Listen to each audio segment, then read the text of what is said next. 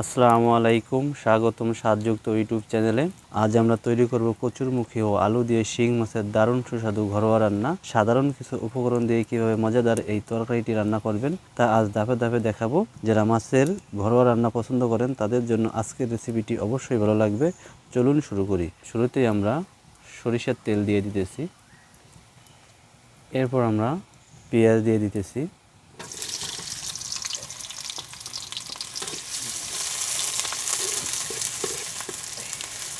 তেল এবং পেঁয়াজ কিছু সময় আমরা ভেজে নিব। এখন দিতেছি কাঁচামরিচ,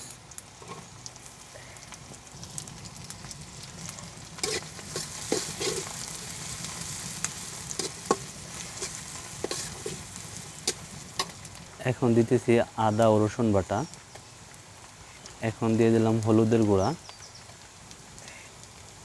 দিতেছি মরিচের গুঁড়া।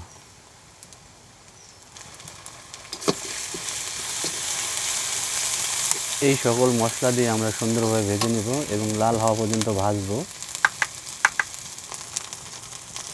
এখন দিয়ে দিতেছি স্বাদ মতো লবণ। সকল প্রকার মশলাগুলো খুব ভালোভাবে ভেজে নিচ্ছি। সামান্য পানি দিয়ে দিতেছি।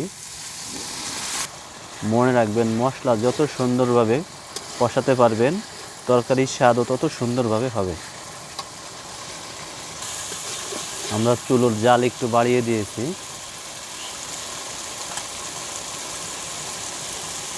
এখন আমরা দিয়ে দেবো সেই সুস্বাদু শিং মাছ।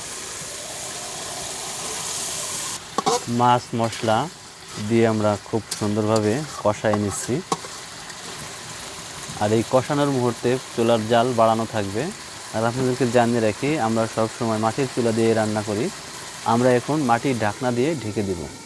কিছু সময় এভাবে ঢাকা থাকবে। ঢাকনাটি উঠিয়ে নিলাম। মাছের রং একটু পরিবর্তন হয়েছে। আবার আমরা অল্প সময়ের জন্য ঢাকনা দিয়ে ঢেকে দেব। আবার আমরা ঢাকনাটি এখন তুলব।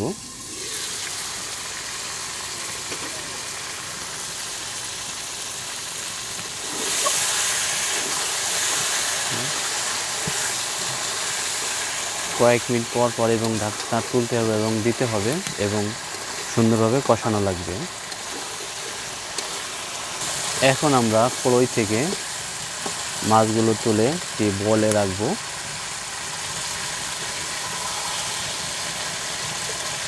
মাছগুলো তুলে বলে রাখতেছি।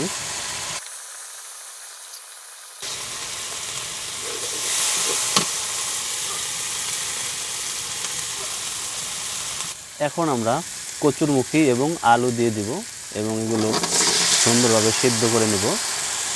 মাছ আমরা কড়াই থেকে তুলে রেখেছি। কচুরমুখী ও আলু রং ঠিক রাখার জন্য আমরা এখন একটু সামান্য হলুদের গুঁড়া ও মরিচের গুঁড়া দিয়ে দেব। আমরা কচুরমুখী ও আলু সুন্দরভাবে ভেজে নিচ্ছি বা কষায় নিচ্ছি। এখন আমরা সামান্য পানি দিয়ে দিতেছি।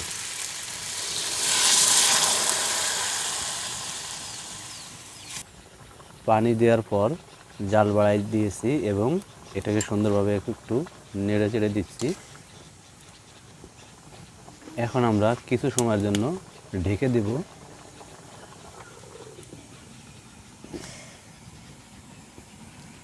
আমরা বেশ কিছু সময় ধরে জাল দিয়েছি। এখন আমরা ঢাকনাটি তুলব।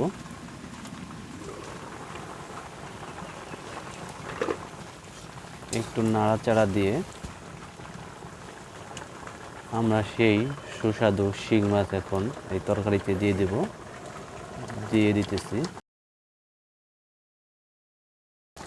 কচুরমুখী আলু ও শিং মাছ সুন্দরভাবে তরকারির সাথে মিশিয়ে দিচ্ছি নেড়ে চেড়ে।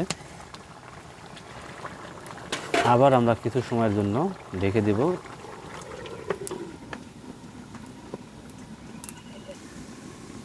দীর্ঘ সময় আমরা জাল দিয়েছি। এখন আমরা ঢাকনাটি উঠিয়ে ফেলব।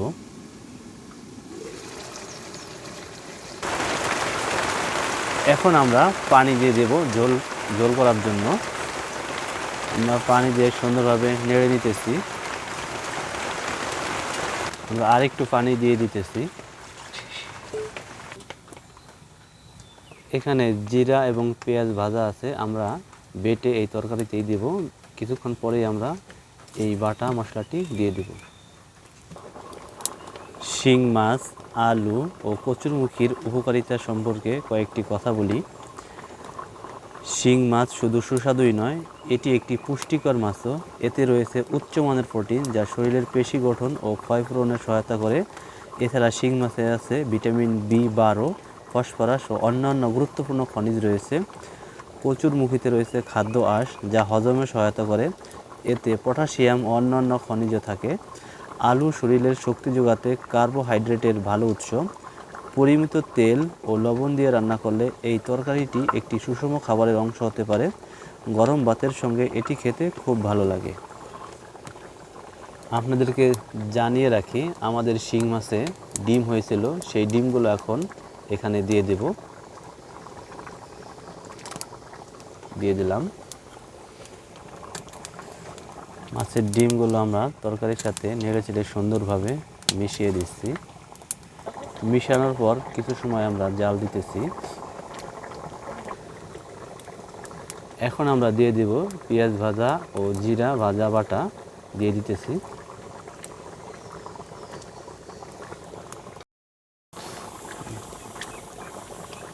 আমরা বেশ কিছু সময় জাল দেওয়ার পর এখন ঢেকে দিতেছি। আমরা অল্প সময় জাল দিয়েই ঢাকনাটি তুলে ফেলব। ঢাকনাটি এখন তুলে ফেলব। ঢাকনাটি তোলার পর আমরা একটু নেড়ে চেড়ে নিচ্ছি। রান্না থেকে আদা, রসুন, কাঁচামরিচ ও মশলার মনোরম সুবাস বের হচ্ছে, যা ক্ষুধা বাড়িয়ে দেয়।